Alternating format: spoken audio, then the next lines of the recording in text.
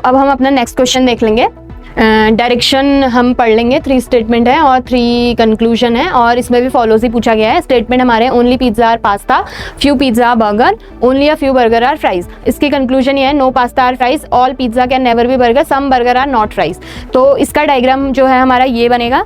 उसके बाद हम अपनी कंक्लूजन देख लेते हैं। नो पास्ता आर फ्राइज, तो नो पास्ता आर फ्राइज क्या ये फॉलो करेगा? तो ओनली पिज्जा आर पास्ता दिया गया। ओनली का मतलब होता है सिर्फ और सिर्फ जो पास्ता है वही पिज्जा होगा।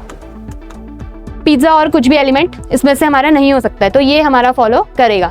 अगला है all pizza can never be burger, तो क्या ये फॉलो करेगा? हम एक बार पॉसिबिलिटीज़ का डायग्राम बना के लिख लेते हैं। एक बार हम देख लेते हैं all pizza can be burger, एक बार हम चेक कर लेते हैं। ये डिफाइनाइट स्टेटमेंट होता है कैन नेवर बी वाला, तो इसमें कन्फ्यूजन होता है बहुत, बट ये डिफाइनाइट होता है। ये पॉसिबिलिटी नहीं होती है, ये डिफाइनाइट होता है कि कैन नेवर बी नहीं हो सकता है, कभी नहीं हो सकता है, ये होता है इसका मतलब। तो एक बार हम चेक कर लेते हैं। पास्ता हमारा है पिज्ज़ा,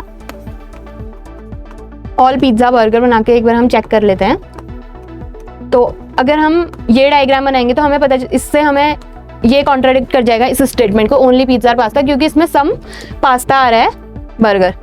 ये जो सम पार्ट है पास्ता का ये बर्गर हो सकता है, वैसे इसमें ऑल पास्ता और बर्गर दिखा रहा है जो कि हमारा ट्रू नहीं हो सकता है, तो हमारा ये फॉलो करेगा।